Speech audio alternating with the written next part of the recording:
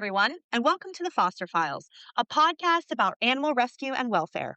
My name is Kelly, and every week I talk about issues surrounding animals in this country and to the people who are passionate about making their lives better. Joining me today is Kayla Powers. She is a foster in Asheville, North Carolina, fostering with 3 different rescues for the last 2.5 years. Kayla is building quite a following on Instagram under her profile foster.with.me. And what caught my attention was her attitude about rescue and foster. She's a wealth of knowledge, and I'm so glad to welcome her today. Hi, Kayla. How are you? Hi, I'm so good. How are you? I'm doing really well. Thank you so much for joining me. I really appreciate it. Thank you so So, much for having me. Kayla shared a little bit of a verbal goal with me today, and I'm really excited to share it with you. So, normally, this podcast isn't one where we pop off too much as far as swearing is concerned, but this one might have a little bit of an explicit tag. And so, Kayla, tell me about the commitment that you made to yourself for this podcast. Yeah, so when I get worked up, especially with the topic we're going to be talking about today, I am not very good at not swearing. I will swear, and Let's someone do it. actually DM'd this idea to me. And I thought it was so great that I'm going to do it. She said, every time I swear, just have a swear jar. And at the end, I donate all of the money to a shelter or a rescue. So, what I did, I have a bunch of coins, and every coin represents a dollar. I don't have this many dollars laying around my house. But every time I swear, I'm going to take a coin and put it into this cup, and I'll count at the end how many I have in here. And that's how much money we'll donate to a rescue. So I have committed. I'm going to commit because I am also a swearer. I don't do it much on the podcast just because the occasion doesn't count. But if I'm having a good time, it'll start flowing. So you also put in a dollar for me every time I swear, and I will match whatever our total is by the end, and we will donate together today. How's that sound? Amazing. This is awesome. Awesome. This is going to be fun. Swearing for good. That's what I Swearing for like. good. That's Never what I been like so about excited to it. swear. Well, I'm always excited to swear. You got to step up your game. Okay, so let's talk about rescue. Let's talk about fostering. I want to Do hear it. all about your journey because you said you told me that you've been fostering on this stint for about 2.5 years, but it sounds like you have a longer history with fostering and rescue. So tell us all about it. Yeah. So I initially got involved in animal rescue when I was 20 years old. And it started with me volunteering at a local shelter when I lived in Lexington, Kentucky. And it wasn't long after I volunteered there that I fell in love with a dog. And the guy I was dating at the time was, we always have like that one boyfriend that's just like not the greatest guy. And he was that boyfriend for me. And I said, "Hey, why don't we get a dog together? There's this dog I really like at the shelter." And I brought him to meet him. And he was a former bait dog from a dog fighting ring. And he was just getting really overlooked. Um, so, yeah, we went and met him and we said, "Yeah, let's do this." And we initially said we were going to foster him. And I think we were like 2 days in where I was like, "No, we're going to adopt him." Um, so he was like technically my first foster, but he had to be the only dog in the home because he was a bait dog from a dog fighting ring. And, long story short, the guy didn't stay, but Joey did. And he was my heart dog. And he started my entire passion for animal rescue. Awesome. That's awesome. So he had to be the only dog in the home. So obviously while you had him, it doesn't sound like you were fostering at that time. What brought you back to it 2.5 years later or 2.5 years ago from now? Yeah. So, oh man, this gets like kind of deep. When when we moved to Asheville, I was pregnant and I had like how old was my daughter? I think she was like 15 months old. And we moved here with our rescue dog Lucky, who we had just adopted. And when we moved here, as you can imagine, like moving across the country, we moved from Texas. So moving across the country with being very pregnant, I had a high risk pregnancy and a 15-month-old and a dog. It was very stressful. And I spun into postpartum depression. I mean, I hit like rock bottom. And I just remember, oh my gosh, I'm going to try not to get emotional talking about this. Let me take a breath. Take a breath. I had been let down by people so many times through depression. Depression is just really misunderstood. And just makes you feel really about yourself. And there's just not a lot of human support for that. But I had never been let down by a dog. And so I told my husband, I said, I want to get back in animal rescue. I really want to foster again. And it just spiraled from there. We've just been a revolving door of fosters ever since then. So how many in the last 2.5 years have you had come through? We've had 26 fosters. That's awesome. That's Yeah, awesome. That's about on pace with my last 2.5 years. We were at 21. So yeah. so Do fun. you do the thing I know, do you do the thing I do where you're like, "I'm gonna take a break after this one," and then you just, like your Gosh. break is like, I don't know, 15, 20 minutes? Yes, all the time. Right. This is so right now I'm on a stint. It's been like a week since Maverick left our home. Maverick Yeah. was our last foster dog, and he was an emotional goodbye. And I did need a break. Like he was the first one where I was like, wow, I really got to take a pause because his goodbye was Mhm. hard for me. And but now it's been a week and I'm like, oh my gosh, what am I doing? I have all this free time, which who says that? I Right. mean, I have two little kids and another dog and I work. But yeah, Yeah. I totally relate to that. It's so hard for me to take a break. Mhm. Right.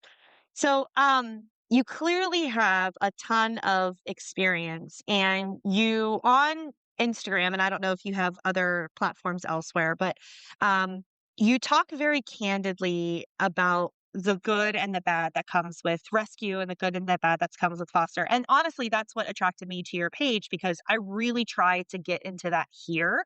Like, obviously, we want to keep things positive, but I think if we're gonna have real conversations and we're going to educate people, we have to talk about the really hard stuff too. And Yeah. what really motivated me to connect with you and reach out to you was you did a post about toxic language and animal rescue. And I think for those of us who are maybe just starting out in rescue, or for those of us who have been doing it for years and years and years, I think it's really good to have this conversation so that we can be aware of the language that we're hearing or that we're using. And then we can talk maybe through why people maybe say the things that they say, why we feel the way that we feel, and how we can kind of get on the other side of that. So, why don't you tell me a little bit first about the post that you made and what motivated you to do that day? Yeah. So the post I made was about toxic language and animal rescue. And the language I'm referring to is when you foster a dog, people ask, well, why don't you adopt him? You're going to confuse him by sending him to a new home. If you short term foster a dog, they say, well, why are you returning him to the shelter? Why even get him out in the first place? What was the point? And they call you XYZ names. If you take a dog on a dog's day out, they say, why don't you take the dog back with you? Why didn't you do this? Why didn't you keep them out longer? Or if you just volunteer and you help clean kennels, they people ask, why don't you do something with the dogs? Why don't you help them directly? There's always this why don't you do this language, and that language really pisses me off and it came from Wow, your standards for cussing are real low, girl. yeah, I'm going to do it all. Okay, go for it. Go for it. But it just I see it all the time, and I'm only on Instagram right now because I'll be honest, I was on Facebook, I was on TikTok, and Mhm. just the language on there is so bad that and it comes from a lack of education, it really does, but it's also coming from people who don't wanna hear the education that you offer, and I just had to take a break from it, it wasn't serving my mental health, and I always stand by protecting your peace, so, but on Instagram, I still see that where people are just using this toxic language of why didn't you do this? Why didn't you do that? When in reality, everything you do, no matter how small it is helpful. It is helpful to animal welfare. Something as small as sharing a post on social media is helpful because it could get that dog or that cat seen to someone who is interested in adopting them. And I get so tired of seeing people say these things that Yeah. they don't do shit for animal rescue. So the one of the things that I sort of wanted to point out is, and that I see, because I don't have a following like you do, I just don't. So the interactions that I'm having are primarily like in real life. But when I do see other comments on posts like yours, typically those comments seem to come from people that aren't doing the work. Like if you're every looking time. at other creators that are animal welfare creators or rescue organizations, they're all going, that's great, that's amazing, that's wonderful. But then when you look at the people that are commenting, if you kind of dig a little bit, they're not doing any of the work. And so I just, yeah, it pisses me off too. Like I just wonder why why do people need to come for others? I wonder if like, because this isn't the only space where it's happening. I just wonder if it's this insecurity where because they're not doing anything or they think they can do better than how we can do, it's like this need to say something negative to the people that are doing the real work. And I don't get it. It might be some of that, but I feel a lot of it is dumping. It's this expectation is someone else is going to pick up the pieces. And I guarantee you, a lot of those people are not people that spay and neuter their dogs, or they aren't Right. people that, again, just get out there and do something. They do nothing supportive and helpful. And if you can't do something as little as like donate or volunteer, like I get that, but you can always say thank you. Thank you for what you did, or ask why. Why was that important for the dog? The angle at which these people come at, just it really, really started to bother me, and I'm just so sick of the language. So I'm on this mission now to just change the culture because it has to. Because the people that suffer from this are the people that are working in shelters, and then Hmm. ultimately dogs. Dogs will be Right. euthanized. We are discouraging people from helping in small ways that matter. So if you take a dog on a dog day out, you increase their chances of adoption by 5 times. That's Maddie's Fund research. Yep. And if 100%. you I just told somebody that today. Yep. Yes, and that's such a valuable way to help. And if you take a dog for an overnight, 24 to 48 hours, you increase their chances of adoption up to 14 times just by taking a dog on an overnight. And then you're coming at these people just saying, that you're hurting the dog, that's the angle that they take. Well, that was harmful to the dog. It's actually more harmful to the foster that has to return the dog because a lot of times they don't want to. I've been in that position. I Right. fostered a dog that was Right. not a great dog, like just not a good fit in my home. So we did Hmm. weekend fostering with him and it was hard. It was hard to return him and then come back to these online that are just calling you XYZ names and it's like you have no idea. You are just clueless. So I really do try to keep this, my page is really to try and educate people on you can help in small ways and that matters. But at the same time, it is hard to maintain face and be called these names and get DM'd. Like someone DM'd me, I'm a whore because I returned a dog that I was short-term fostering. That was always the plan.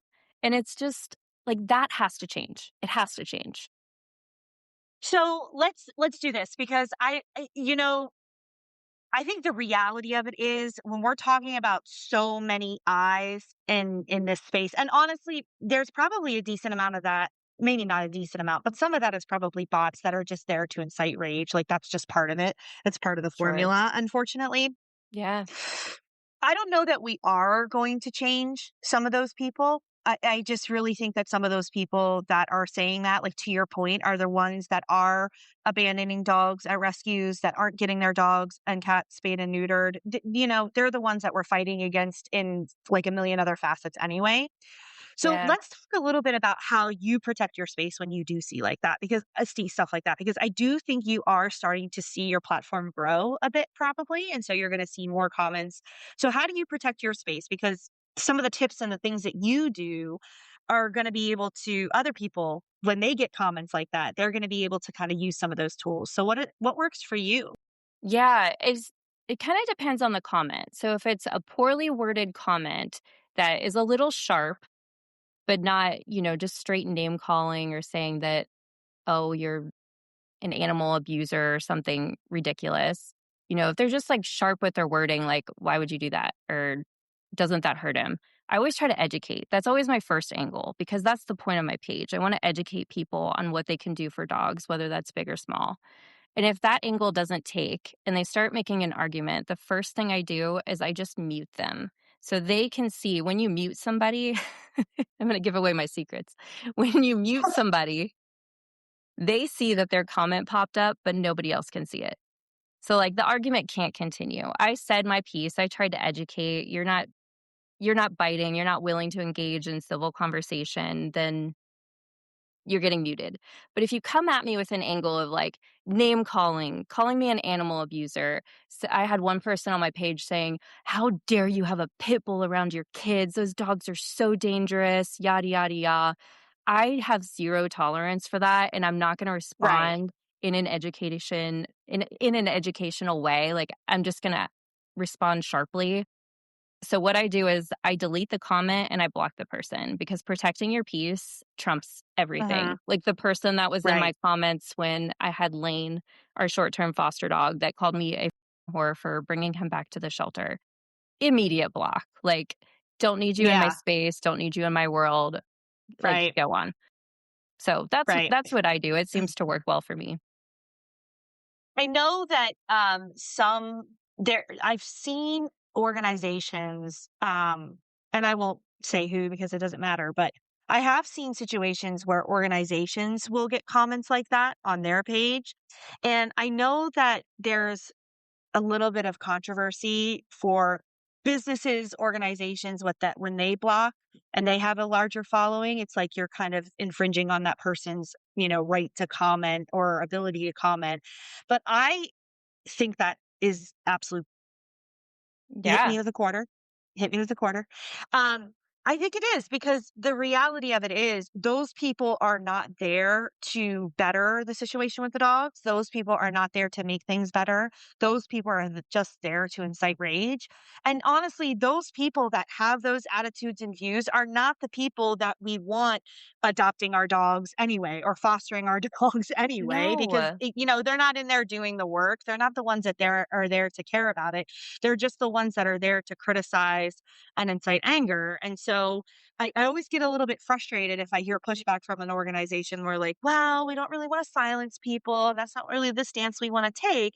But then their volunteers are taking abuse after abuse and they're not really sticking up for their volunteers. So, like, to your point, you as an individual, you have the autonomy to be able to do that and the power to be able to Mhm. do that. But if somebody is working for an organization, if you're seeing comments where somebody's saying how your volunteers are or how it is that, Kayla returned that dog and your organization's not sticking up for you by deleting that or blocking that person. I mean, that sucks. You don't feel Yeah. supported. And I would push back on that a little bit. Like, I Okay. didn't know that shelters were doing that. They're just saying, So I don't know about shelters. I know of one organization where they basically don't delete any is comments, it like a like dog regardless. organization? Mhm. Uh, Oh, yeah. Yeah, one that I yeah. know personally, it's a foster-based rescue where they're so afraid No. of a quote unquote negative review of, the organization itself, basically somebody popping off on Google reviews about, "Oh, well, they didn't like what I had to say, so they blocked me," or whatever, that they just literally will just let it go. And maybe not a lot of places are doing that. Maybe the one that I'm talking about is the anomaly, right? And maybe other organizations are protecting their volunteers and blocking people, but I guess what I'm saying is if you're with an organization that's not protecting you in that way, or you're Right. part of an organization that's making that decision not to protect your volunteers in that way, like maybe you need to rethink doing a little bit better because your volunteers don't want to see that. Drop me another quarter. Absolutely. No, and I'm like I stand with you on that. Like I feel like when you allow that language on your page and Mhm. volunteers see that like people that are interested in volunteering or fostering with you, they see that. And if they're Mhm. seeing that, well all that does is discourage people from getting involved. That's all it does. Any sort of negative comment like that or that toxicity in the dog rescue place. So yeah, I'm with you. I feel like that's when you're allowing negative comments like that, again, I bring it back to that only hurts the dogs. Like, why the Right. Yeah. Yeah. Right. I mean, yeah, it does. It only hurts the dogs. Um, yeah, there's no place for it. So, if mm-mm. you're considering volunteering, if you're considering, and I think one of the things I don't want people to think, especially if they're maybe not heavy on social media or they're not volunteering right now, I don't want people to think, at least from my perspective, that this is the only kind of language, the only kind of conversation that's happening around Sure. the Great volunteer and the point. foster space. I think one of the reason that Kayla is seeing it, that you're seeing it, I'm speaking about you as if you're not here, is because she has a larger platform now. And she's getting a lot more eyes on her page. Me, I do not have a large platform at all. So I'm fortunate that most of the people that I interact with, pretty much all of them up until, whenever, it's all positive. It's all good things. I would say that most of what you see is positive. But Yes. just like kind of with anything, it is easy to point out the negative when it happens. You can have 100 great comments, and then that one negative one is going to really Yep. stick with you. Um, and that's just human nature. It's really hard to sometimes Absolutely. let those things slide. So, Yeah. Yeah, you stole the words right from my mouth. Like, you can have like, I'll go through and sometimes I get so many comments in a day, I truly can't read them all. Like, I can't right, get to them all. right. And but on a day that I'm, like, scrolling comments and I have, like, a spare minute, you can read 100 of them that are all like, "Thank you," and "Wow, what an incredible story." And then you'll get to the one. I'm gonna use an example of Maverick. So I posted a video of Maverick that went viral. It has, like, over 2,000,000 views, which is crazy. And there's so many sweet comments on there. I mean, people said just the sweetest things. And for anybody that hasn't seen the video, just to kind of paint the picture, I left Maverick's crate door open. Maverick used to live in his crate. He would not come out. He required maximal encouragement just to come out, go to the bathroom, and then he would run back inside of his crate. So one day I just left the crate door open and I was like, I'm going to just set something up and just see what he does. So I happened to be Mhm. filming. That was a complete freak accident, and I'm so grateful I have this on video because I go back and I watch the raw footage of that all the time. But he came out of his crate and he jumped up on the couch with me after some consideration, and it was just like a sweet, heartwarming video, and a lot of people saw that for what it was. It was a sweet, heartwarming video. But a lot of people latched on to this, "Why do you have a leash on him? Why are you crating your dog?" I got called an animal abuser because I have him in a crate, which is where he wanted to be. And it's those negative comments, like, again, just nail on the head to what you said. You can read 100 of them, and that one will stick Mhm. with you all day, and it Right. lights this fire on me like, "What the I just posted a really sweet video, Yeah. heartwarming, and you choose to see the leash I put on him because I have no idea if this dog's gonna bite my head off." Like, I truly I didn't say that up front when I started fostering him, but we had no idea. He could have been truly aggressive. So, anyway, it's just people just need to touch some grass. Right. Or smoke some. Just Or so depending on how, you know what I mean? Just depending on really what's going on. seriously. Seriously. One of the reasons I wanted to do this podcast and I started it like 30 some weeks ago or whatever is because when I found fostering 2.5 years ago, I had been thinking about it for a really long time. Like, it was something that kind of always, like, played in my head, and, um, I don't know if you've had a chance to listen at all, but we don't have children. We're child-free by choice. But for me, I always felt like if I ever had decided to have a family, I always felt like I would adopt. That's just something to me that made more sense. Again, we decided not to Yeah. do that, but it translated very easy into the dogs of it all.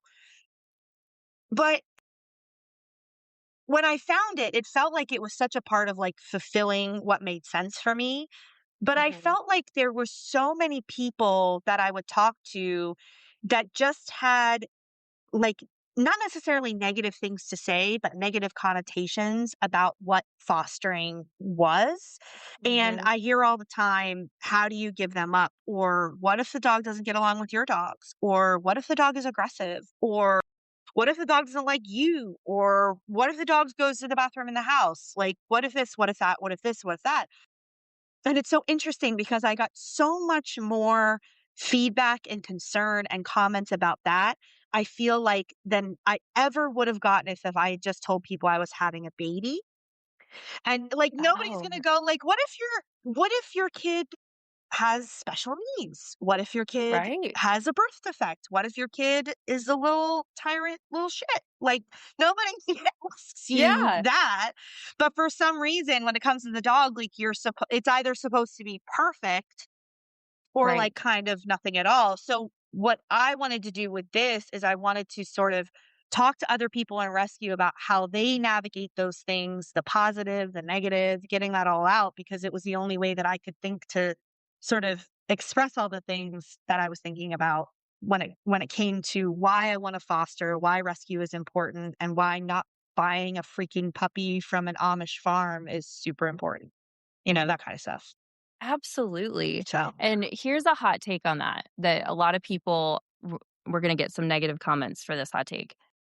If you bring no, a again, dog, I have like 20 listeners, so you're fine. Say what you want. one of the 20 is gonna say something. Watch. Yeah.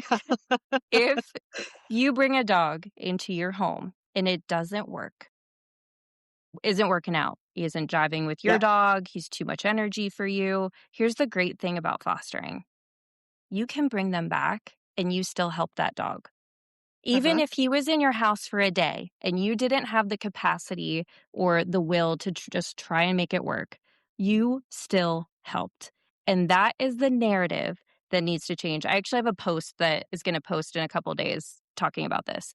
And I feel so strongly about this because there is a plethora of people hiding under a rock saying, I had to return my foster dog, and they feel shameful. They feel guilty about it. They feel Mhm. horrible. They don't want to advertise it. And it should not be that way. The narrative has to change. It is okay if you bring a dog back that you were fostering that wasn't a good fit for you, that just wasn't. You still helped. You did something. And instead of people saying, I can't believe you did that, we need to say thank you. Thank you for trying. And there's a shelter I volunteer with, Asheville Humane Society. All hats off to them. They are so good about this. Like I can't even put into words. And I've never returned an animal to them, but I've seen it in just like their verbiage, and I've heard them, other people that I know have fostered with them and something didn't work out and they brought their animal back. They said thank you to them. And what that does is that brings them back to try again and try to foster another animal. And that's what we need. We need a higher return rate. And when we make these nasty comments, you're not going to get that at all. And that's like, again, to your point, where if you're having a baby, you can't return your baby. I mean, you work through it. But if you like agree to foster and you agree to help, any help matters. It doesn't matter if it's a couple days or a couple weeks or a couple hours. It all matters. And a lot of people like to humanize dogs. They like to project their human emotions on dogs. But what we need to remember about dog psychology is that they're more responsive to changes in their environment, especially when it's a foster situation. They don't think, oh, she returned me. They're more responding to the stress of the environment or the stress and the change. And then just to add on top of that, acute stress is so different from trauma. And this is where I can add Maverick in here a little bit. So Maverick had a horrific story. He came from an abusive household who was not kind to him, who did not socialize him well. And, he had all this trauma build up for a year. When he transitioned to my house, he had acute stress. He was stressed because he had a change in his environment. When he transitioned out of my house, he also had acute stress. It was just a change in the house that he needed to go to. Acute stress you can recover from so much faster than a traumatic event. So think of something that's let me think of something. COVID. Let's think of COVID. I had horrible trauma from COVID because I had a baby born in the height of the COVID pandemic.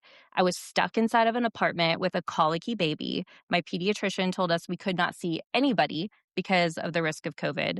So I'm by myself half the time. My husband had to work late just because of circumstances around the COVID pandemic and in his line of work.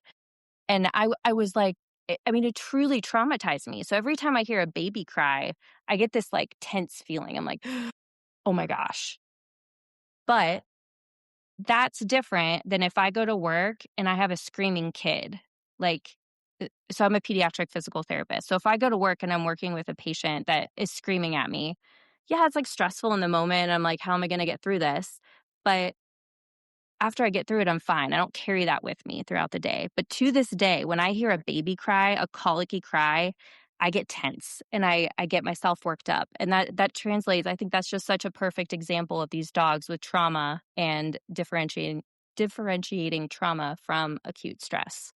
That was a long tangent. Sorry. No, no, no. I like it.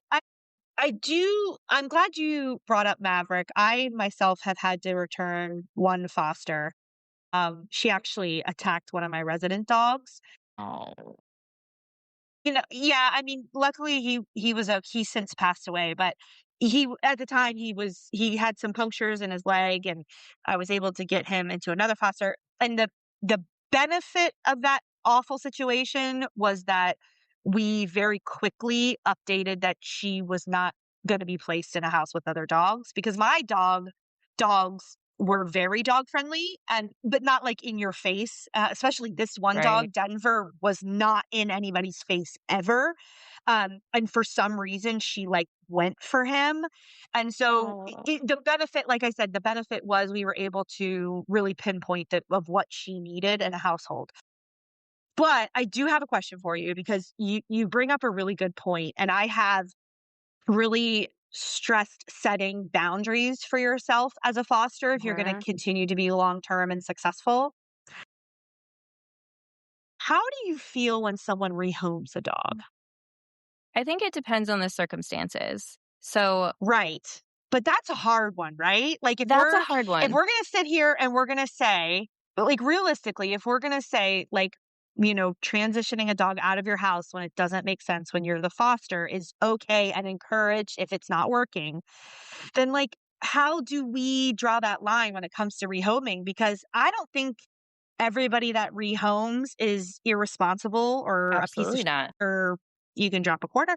Uh, but um, I think that my first instinct is to feel that way when I see that. Yeah, but I think too we have to remember reasons for rehoming because that's a big piece of how I feel. And I think just being in rescue, when I hear rehome, I don't immediately think, "Oh my god, how could they do that?" Because I see situations all the time where it's like, "I feel you and this is really hard." So, a good example of this is oh, which foster was it? I can't remember if man, which one was it? I've had so many fosters, I can't even remember half their stories now. I had a foster where this family rehomed it was Luna. This family just didn't want her anymore because they got her as a puppy, and they didn't want her because she got bigger than they thought, and they rehomed her and immediately got another puppy the same day. Like, that's a piece of shit right Yeah. there. Like, you don't Yeah. Yeah. like, that's not an okay rehoming situation. No. But I was talking to somebody just today on Instagram, actually. I get people DM me all the time asking, like, if they're a bad for some reason, there's some people that find me as, like, their moral compass, which you should absolutely not do that. But they, like, ask me, like, "Am I a bad person for doing XYZ?" And this person messaged me today that they had this dog for a year that they adopted. It was a bait dog from a dog fighting ring, and they already had another dog in the home. So it was 2 male dogs, which is already, like, not setting up for great success. I think this kind of falls back a little bit on the shelter for allowing that situation to happen, but they stuck this out for a year. They got trainers, they did a board and train, and they could not get the 2 dogs to get along. So they ultimately rehomed the dog. That's totally acceptable. You cannot ruin your peace. That dog that they adopted was not thriving. Their resident dog was not thriving because he was getting attacked, and the family was chronically stressed. Like, that is not a good situation for anybody. So, of course, that Right. rehoming situation is appropriate. So, yeah, I think it depends on the reason. Yeah, I mean, I think intellectually, I understand that you're right. I think it's difficult. I don't know how I ended up in a group where it's like because I'm in the Pittsburgh area where it's like Pittsburgh Pets and Rehome, and I Uh-huh. just see so many of them, and I think what's difficult from, uh, like, my standpoint and from a rescue standpoint, and I kind of understand, is that unfortunately, a lot of the time when you are having this dog that you wanna surrender or give back or say, "Can this rescue take this dog?" It's not a dog that's gonna be easy to adopt out, and not Mhm. that we expect dogs to always be easy or even want dogs to always be easy, but it would be naive to not address the fact that when we have a difficult dog, it is a strain on the rescue's resources in a way that, a quote unquote "easier" dog is not. And so I think that that's because, we have, I know that there are rescues that have you ever rehomed a pet on an application? And they look at it kind of pretty harshly, Yeah. and we'll talk through it as volunteers in some cases, but we also look at it and we go, did this person really do enough? What if that same situation happens with this dog? And, I don't know. That's a really difficult one. And it's certainly not a problem we're going to solve tonight. You know what I mean? Yeah. Well, and it's rooted in so many things, right? Like there's poor Right, breeding practices that are happening. So you're breeding all right, these undesirable behaviors and health issues in dogs that people right. don't want to work through or just Hmm. don't know how to work through. Um, and then it kind of goes down to when people get a puppy. So the number one dog, like if you go on any shelter site right now or any rescue site, you will see that most dogs are 1 to 2 years old. Like that's a pretty consistent theme. And it's Hmm. because once they reach that age, new behaviors emerge. Like this puppy that you get isn't always the puppy Hmm. you think, Right, is the dog they're right. not gonna turn out to the dog you're thinking they're gonna be. Unless you got from a very reputable breeder who does OFA testing and, really does things the right way. But I think too, a lot of people don't know how to socialize a puppy. And if those are such critical months, those Massively. early weeks, like if you don't do that in the way it's supposed to be done, you are Hmm. going to see some things when they're 1 to 2 years old. So, yeah, I think it's a little multifactorial of people just don't know how to work through those things, Yeah. unfortunately. Yeah, and again, I think there's this idea that is, I mean, I hate to use the word again, but it's really toxic of like, well, if my dog doesn't act a certain way, I can't have it anymore. I think that there's a lot of people that are really trying to change that narrative. Like I have a very difficult foster right now. I love him dearly, but he is reactive. He's reactive with new people and he's leash reactive. And we are busting our asses to try to get him out of that, and we're going to I actually don't think I've said this on the podcast yet, but for anybody that's thinking about adopting Max, who I've talked about on the podcast, Michael and I have decided to sponsor for the adopter a 3 session training package with the trainer that we're using now that the rescue is now paying for. We're going to pay for that out of our pocket for anyone who adopts Max, because not because we're trying to say this dog needs to be incentivized, but what we are saying is that it's going to be important for the people that adopt him to know what the training techniques are that he is learning and that we are learning, so that they continue that throughout, his life, because he's going to need hopefully less management as he gets older, but he's going to need some level of management as he gets older. And I didn't know what I was doing when we got this reactive dog, but I took the time to learn and I took the effort to learn. And it is frustrating when you have situations where you're like, we had a dog come back to our rescue because they were like, I can't potty train it. They had had the dog a Oh, man. year. And unless that dog is ill, there is 0 reason why that dog can't be housebroken. Except for that you're just not doing it. You're just not doing the work.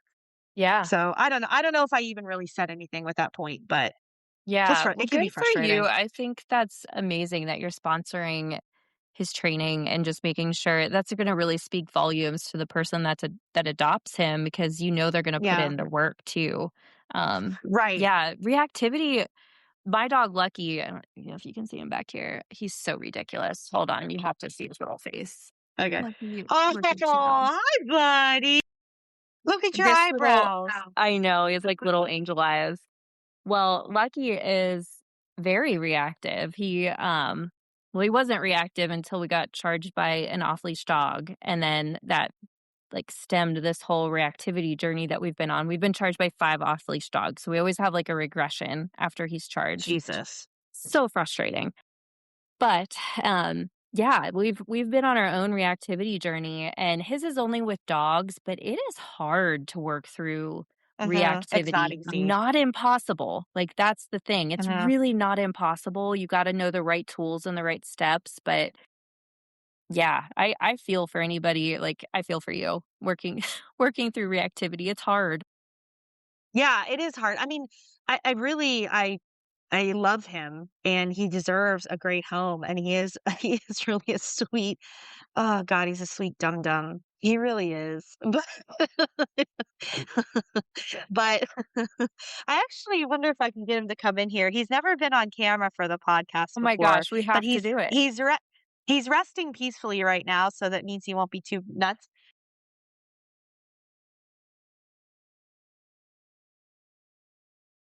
I can't tell if he's coming because I can't hear anything with the headphones on. Come here, buddy. We'll see if he comes. Oh wait, I think I hear him.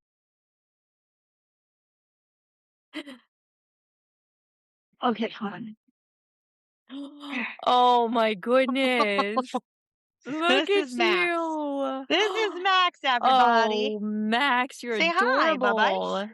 Hi. Oh He's a my good boy. goodness. He I is know, so Cheese. sweet. Now they're gonna Can bug I me the whole say rest of the I record. love that you're fostering a black dog. Like, I have such a heart for black Yeah, dogs because they're so yeah, overlooked, and that I just made know. my day. Hi. I know, he's a good boy. He actually, Denver, the dog I was talking about earlier, he was a large black dog and we saw his picture and we were like, "That's our dog," and he just was the best Oh, dog ever, and Cheese is a black dog with a little bit of white on her, and I don't know why people overlook black dogs, it's crazy. I But, yeah, Max has know. been with us a really long time, and sometimes it gets really challenging because 'cause we're not sure when we're gonna be able to get him adopted, but we love him. We love him and Cheese Yeah. tolerates him. That's Lucky's motto. So, I will tolerate you. yeah, I will tolerate you. So, what rescue is Maverick with? Because I think this is I want to start talking about doing the foster spotlight. Before I do that, I'll have kind of one really good question for you that I ask everybody. But what rescue is Maverick working with? Is he with Asheville Humane Society or? No, Maverick is with Rusty's Legacy. They are a Okay. donation-based foster out of Marion, North Carolina, and they are really a catch-all for their community. So they are an Okay. outdoor dog rescue. So Okay. he's with Rusty's Legacy, but Camp Bow Wow is the one that actually boarded him. They're a boarding Okay. facility here in Asheville, North Carolina. Yeah, they're And here as well. That's where oh, Max goes to doggy daycare, and that's where that's Max right. goes to camp. Mhm. I Yep. forgot they were a chain. Yeah. But Yep. yeah, so they were actually the ones that really fought for him and took him in, and they I was communicating a lot with Camp Bow Wow, but Rusty's Legacy is the rescue he's with. Okay. So before we do the foster spotlight and we really talk about Maverick and we put a little more highlight on him, I want to ask you what I ask everybody. What is something that you wish the general public knew? What is the song that you sing, the thing that you say to people when you tell people you're a foster or that you're in animal rescue and they have questions? What is the thing that you are like hell bent on getting out there as much as you possibly can? You do not have to martyr yourself to be involved. You can help with what works for you, whether that is a weekend foster, doing dog stay outs, being a long-term foster, volunteering, just sharing a post. Whatever works for you to stay involved for the longest amount of time that makes sense for you is what matters. If you take a foster dog that is with you for a year that absolutely drains every ounce of you, you are not going to come back and help again. That's not okay to do. So, yeah, just you don't have to martyr yourself. Love that. That's really good advice. Is Maverick available for adoption yet, or is he still being evaluated? Yeah. Because honestly, I'm gonna have to cut this out, but he is not on the website. So I think they pulled him off. So don't put this in there because I don't know if this is public information. His Fair current enough. foster is considering adopting him. Okay. She Okay. um she doesn't know yet. I think that's the right move. So Yeah, I for sure. suspect that's why they pulled him off. They also may have Okay. pulled him off because of his abusive situation. Um, So is so there any other dog that you are yes. familiar with any organizations that you'd like to do for Foster Spotlight? Yes. So there is a dog. This dog is through Rusty's Legacy as well. His name was Canelo. And he sat for so long that there's this motto in rescue if they sit for too long, try changing their name. So they've recently changed his name to Cannoli. And Okay, he I found him. I was gonna say, I was like, is she pronouncing cannoli wrong? I was gonna be really embarrassed for you. Oh my Like, you know, gosh, my just like Italian family would murder me if I pronounced cannoli wrong. But yeah, his new name is that is so Cannoli. funny. He was there. I actually met him. So I did a Santa Paws drive for Rusty's Legacy, and I just did like a little spotlight of a couple dogs there that had been sitting. So this was back Christmas, and he had been there almost a year. I think it was almost a year, several months, pushing a year. And he is just, I don't understand why he's so overlooked because he's not a black dog. He's beautiful coloring. Yeah, there he is. He is so sweet. Like, I don't think he does great with, don't quote me on this. I feel like it was smaller dogs. There was something about Lucky that I was concerned about. I couldn't foster him, but he is the sweetest dog. I mean, his name should be Fabio because he really stole my heart. I'm obsessed with him. I am pulling for him. I check the page every single day to see if he's getting adopted. I actually think I'm going to do another post on him because he needs adopted. He finally got into a foster home, but man, he's a perfect dog. He does have some husky in him with some husky qualities. So if you're a husky lover, he's your guy. I mean, he's So amazing. for anybody that is reaching the podcast not on YouTube, so you can't see the page, I'm going to go ahead and read Canoli's bio. And just for anybody that might be interested, I will put the link to his profile in the show notes. But he is at rustyslegacync.com, and Rusty's is spelled Rustys. So rustyslegacync.com. And I'm going to go ahead and read Canoli's bio so that you can learn all about him. Cannoli is a beautiful and extraordinary dog with a story of resilience. Over nearly a year, he has transformed from a frightened wild pup into a sweet loving dog. When he came to us in September of 2024, likely surviving Hurricane Helene alone, he was terrified and shut down. He'd clearly been living on his own for quite some time. Initially isolated and terrified, Cannoli received professional training thanks to you and $5 Friday, which helped him build trust in humans and learn to interact with other dogs. Now, Cannoli is well mannered and eager for companionship, ready to find his forever home. He is 2 to 3 years old. We think he is a lab husky mix and weighs about 50 pounds. He gets along with other dogs, but he does like to wrestle and play rough. So, a dog that has the same play style and older kids would be perfect companions for him. He would not do well in a home with cats. He's an active dog at playtime, but he also knows how to chill. He'll need a fenced yard and an active family or person to hang with. He loves hiking and would make a perfect hiking buddy. We can't imagine what he's lived through. He is still very cautious and has a lot to learn about trusting people and feeling safe. He will need a patient family to help him adjust, but we can imagine him in a loving, stable home, and he'll be a cherished family pet, living the life every dog deserves. Yeah, he's beautiful. He's so sweet, and his personality is an 11 out of 10. Like, I loved him. I wish he would Aw. have worked in my home. Yeah, that's awesome. Well, so if you are interested in taking a look at cannoli, make sure that you go to Rusty's Legacy and check him out. Click on the link in our show notes. But Kayla, I honestly, this has been amazing. I feel like I have made a friend. We have. Yeah. I feel like we didn't I cuss am. enough. We didn't cuss enough. I know. Wait, okay, so total it up. Where are we at? Where's the total? Pull it Oh, out. alright, let's I see. think we're at like maybe like what, 15? Hold on. One, two, Okay, three, count her up. 4, 5, 6, 7, 8, 9, 10, 11, 12, 13, 14, 15, 16, 17, 18. I feel like we should round up to 20. 100%, $20 a piece, and I don't know about yours, but mine's going right to Rusty's legacy, and Yep. that will be happening tonight. Perfect. I'll do the same. Awesome.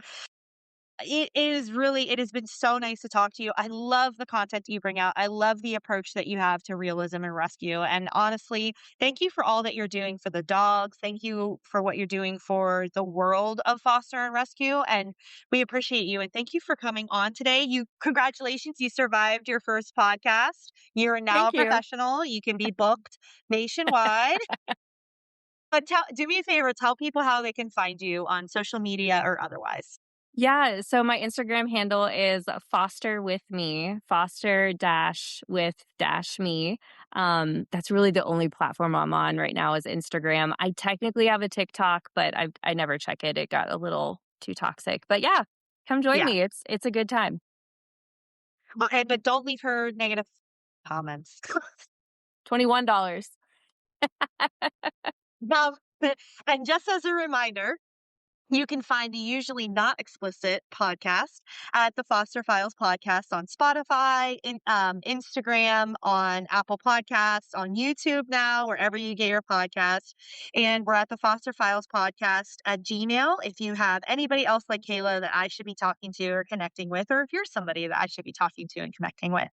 So thank you so much for listening. Kayla, thank you so much for joining us. And remember, everyone, be kind to yourselves and be kind to animals.